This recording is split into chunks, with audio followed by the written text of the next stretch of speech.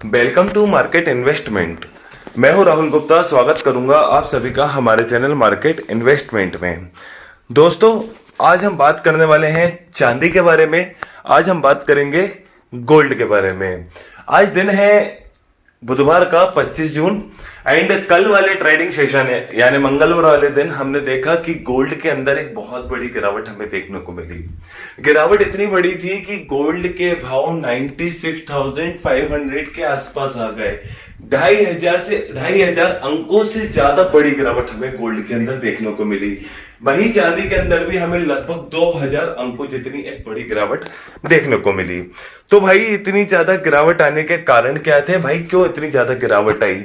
सबको पता है गिरावट क्यों आई है, लेकिन आज की इस वीडियो में हम सारे टॉपिक को क्लियर करेंगे कि भाई ये गिरावट किस कारण से आई है, ये गिरावट कहां तक जा सकती है, इस गिरावट के दौर में हमें क्या करना चाहिए, बिकवाली करना है या खरीदारी करना है, एक्सपर्ट की क्या राय अभी मिल रही है गोल्ड और सिल्वर के ऊपर।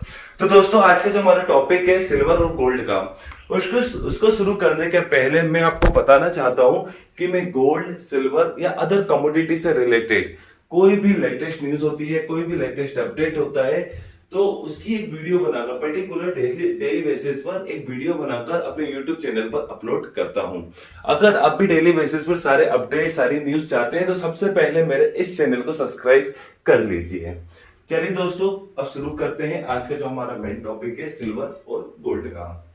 दोस्तों, गोल्ड और सिल्वर दोनों कीमती धातुओं के अंदर अभी हमें काफी ज्यादा एक सेलिंग प्रेशर देखने को मिल रहा है एंड हम देख रहे हैं कि भाई कल मंगलवार वाले दिन 24 जून हमने देखा कि 2,500 अंकों जितनी बड़ी गिरावट गोल्ड के अंदर, 2,500 अंकों जितनी बड़ी गिरावट सिल्वर के अंदर हमें देखने को मिली।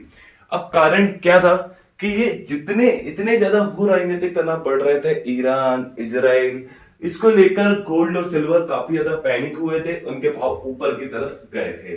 कल हमने देखा कि भाई अमेरिका के द्वारा ईरान और इजराइल का सीज फायर कराया गया, युद्ध विराम कराया गया।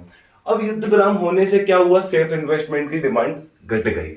निवेशक जोखिम पूर्ण वाले इन्वेस्टमेंट की तरफ चले गए। पूरा शेयर मार्केट कल बहुत ऊपर था और हमने देखा कि भाई गोल्ड और सिल्वर दोनों के अंदर एक बड़ी गिरावट थी। कारण भाई दोनों एक सेफ इन्वेस्टमेंट के रूप में इसको नजरअंदाज किया गया, लोग जोखिम पूर्ण वाले इन्वेस्टमेंट की तरफ गए।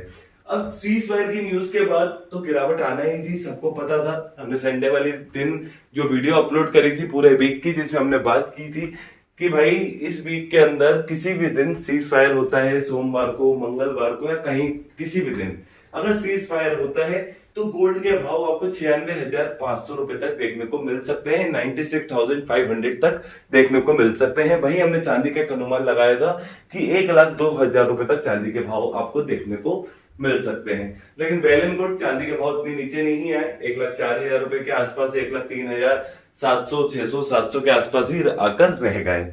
लेकिन 1,02,000 तक आने का एक अनुमान था। वहीं गोल्ड के भाव 96,500 तक आने का एक अनुमान था और अगर ये 96,500 अगर ये ब्रेक करेगा तो और बड़ी गिरावट भी दे सकता था। लेकिन इस बार वीकली जो रेंज बन रही थी वो 96,500 के आसपास बन रही थी। अब दोस्तों, सीज फायर की न्यूज तो गोल्ड के लिए काफी ज्यादा नेगेटिव न्यूज है, लेकिन अब इस कंडीशन में क्या करना है उसके बारे में बात करते हैं। देखिए दोस्तों, $3295 कॉमिक्स बाजारों के अंदर गोल्ड का एक सबसे ज्यादा मेन सपोर्ट होने वाला है, जो कि 96,500 है। ठीक है, इसलिए हमने आपको 96,500 तक आने की उम्मीद जताई थी। तो कल भी हमने सुबह देखा, कल शाम को देखा, इतनी बड़ी गिरावट हमें देखने को मिली शाम के टाइम भी।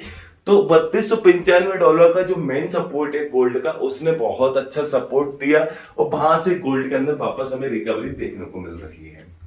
अप्रोक्सीमेट नाना करके 700-800 पॉइंट की रिकवरी है जो गोल्ड के अंदर हमें देखने को मिल रही है वहां से यहां तक।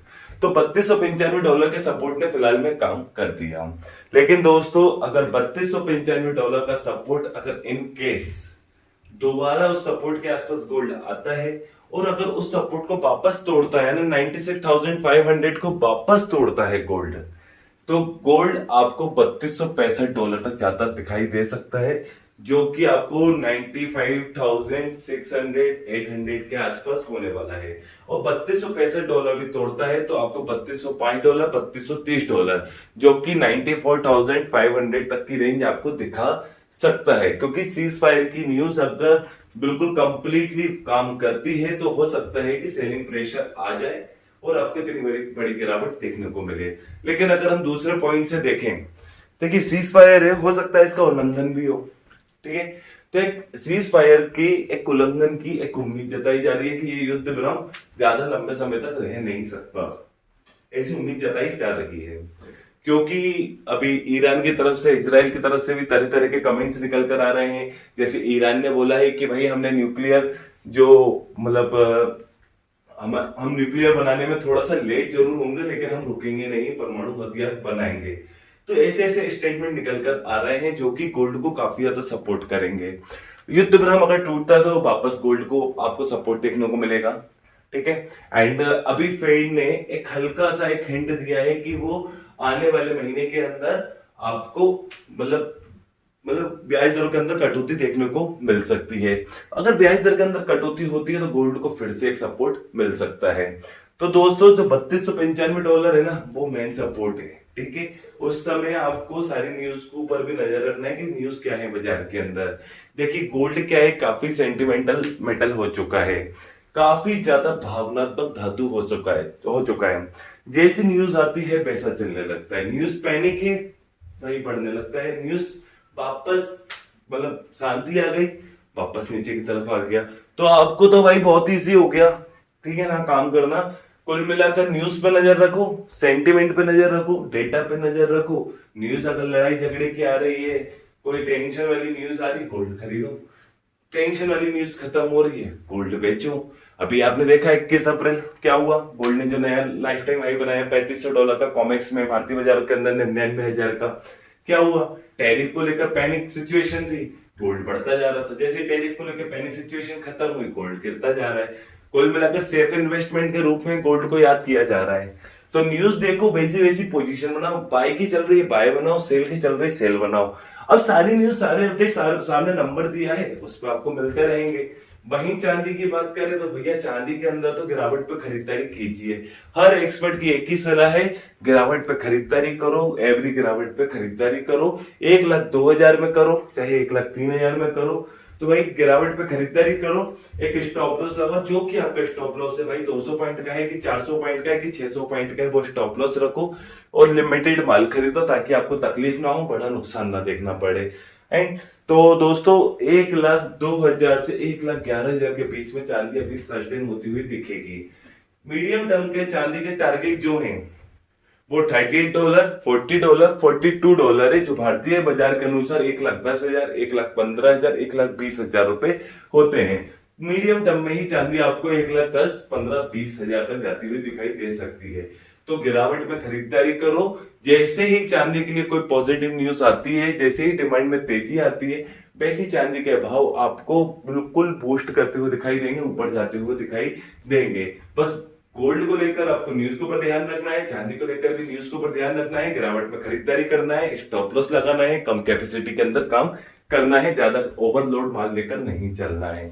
सामने स्क्रीन पर आपको अपना पर्सनल व्हाट्सएप नंबर दिया है, वो नंबर इसलिए दिया है कि भाई इस पे जो भी लेटेस्ट न्यूज होती है तुरंत देता हूं, जो भी लेटेस्ट अपडेट होता है तुरंत आप तक पहुंचाता हूं, सारे डेटा की जानकारी आप तक पहुंचाता हूं, जिससे क्या है आपको डिसीजन लेने में काफी ज्यादा आसानी होती है। खरीदारी करना है, बिकवाली करना है, प्रॉपर्टी बुकिंग करना है, काफी ज्यादा आसानी होती है अगर आपको टाइम से मिल जाती है तो सारी न्यूज टाइम से चाहते हो तो सामने दिए वो नंबर पर व्हाट्सएप पे मैसेज कीजिए। आपके नंबर को मैं अपने व्हाट्सएप ग्रुप में ऐड कर दूंगा, कम्युनिटी ग्रुप में ऐड कर दूंगा।